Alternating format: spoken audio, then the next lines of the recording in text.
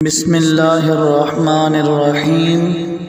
السلام علیکم ورحمۃ اللہ وبرکاتہ۔ صحیح بخاری شریف حدیث نمبر 65 حضرت سیدنا انس بن مالک رضی اللہ تعالی عنہ سے روایت ہے، انہوں نے کہا کہ نبی پاک صلی اللہ علیہ وآلہ وسلم نے ایک مکتوب لکھا یا آپ نے لکھنے کا ارادہ کیا۔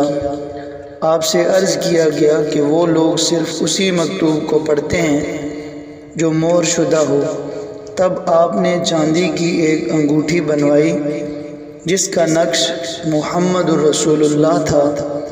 گویا میں آپ کے ہاتھ میں اس کی سفیدی دیکھ رہا تھا۔ شعبہ نے کہا، میں نے قتادہ سے پوچھا، یہ کس نے کہا کہ اس کا نقش محمد الرسول اللہ تھا؟ انہوں نے بتایا، حضرت انس رضی اللہ تعالی عنہ نے۔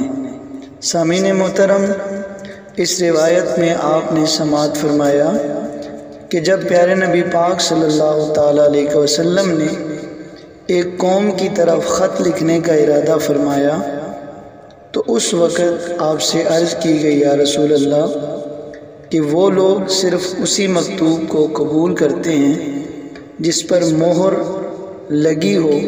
تو تب نبی پاک صلی اللہ تعالی علیہ وسلم نے ایک چاندی کی انگوٹھی بنوائی جس پہ نقش تھا محمد رسول اللہ۔